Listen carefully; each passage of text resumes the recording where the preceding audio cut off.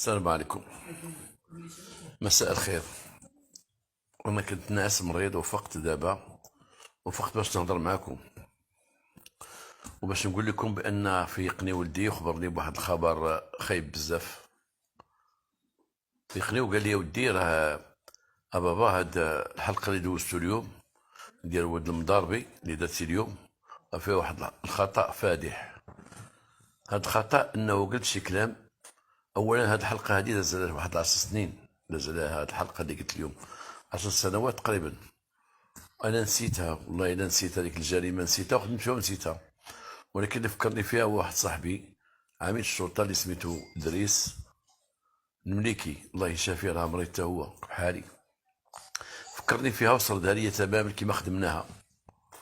وانا في هذا النهار هادي راه سبقت قلتها، خدمت 2 حلقات متابعين، وخدمت واحد البوليس اللي غيدار نهار الحد باش تريح شويه، قلت نعطيه شويه د لاطاك باش تريح. ولكن لما كنت نصد هاد الحلقه هادي انا كتمولي وسلام واش في الدنيا خاويه تما على كوفيد. وانا غلطت وقلت تعرفوا دابا هاد الحلقه وقعت وكوفيد والحوانت سادين في كوفيد وكذا وكذا، وغلطت. ما كانش من الطاقم اللي نبهني ولا كذا كذا الا واحد الولد كان جالس حتى كملت الحلقه قال لي يا ودي راك غلطتي في هاد القضيه، راك دخلتي كوفيد في الحلقه، وداز 10 سنين ما كان لا كوفيد لا والو، غلطتي ودخلتي هادشي. وقلت لذاك السيد اللي مكلب التصوير، قلت له يا ودي شوف راه وقع مشكل، واش سمعتو ولا ما سمعتوش؟ نتوما حتى واحد فيكم ما تيعاوني والو، غير مجمعين تما واحد العدد ديال الناس في هذا الحدث 24. ما عرفتش انا النهار ولا العشيه الموظفين كاملين كاينين او جوج الناس.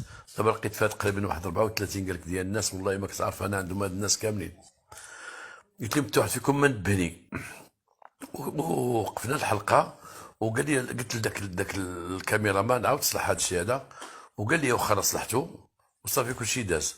مع ان هذا الكاميرامان دار بزاف الاغلاط، هو اللي كان تيدير المشاكل ديال الصوت، هو اللي كان تيدير المشاكل ديال الاناره. وما عرفتو انا منين جاب واحد السيفي عطاه لهم وخدموه وجراو على واحد خينا كان بروفيسيونيل، ما عندي عمري لقيت معاه مشاكل. وهذا السيد ما عرفت واش جابوه ولا جابوه باش يحطمني وباش يخسرني، يمكن مدفوع من شي جهه الله اعلم. وقلت لي حيد هاد الكلمه هذه، قال لي واخا. في الاخر ما حيدهاش، ما حيدهاش وخرجها.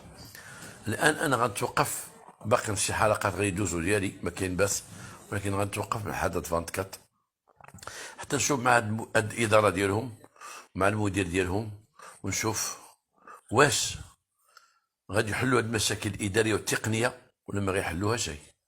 الا ما كانش شي حل انا غنتوقف، والعقد اللي عندي بيني وبينهم غيتوقف، وانا عارف كيفاش غنوقفوا. كاين القانون وكاين كل شيء باش غنوقفوا. وانا خدمت ودرت مجهودي وضربت التماره حتى وصلوا للمليون، ولكن هاد الناس ما قدروني شيء وما عطاونيش الحق ديالي. وهاد الناس ما فهمتهم شيء انا باش يرتكبوا بهاد الاغلاط. وماشي غير الاغلاط، راكم شفتوا الاغلاط اللي عشنا فيها ديال الصوت الاناره، الصوت الاناره. تشوفوا على عينيكم على عينيكم على عينيكم. انا عييت. دابا انا نط من الفراش فيقني ولدي وانا مريض وناعس عيان. وغنقول لكم بانه الجمهور العزيز غتصبروا معايا، غنتوقف تندير حل مع هاد الناس، ما غنزيد شي تندير حل مع هاد الناس، حل نهائي. وداك السيد تحمل مسؤوليته، داك الكاميرا مان اللي ما قامش بالواجب ديالو. وشكرا جزيلا واستسمح.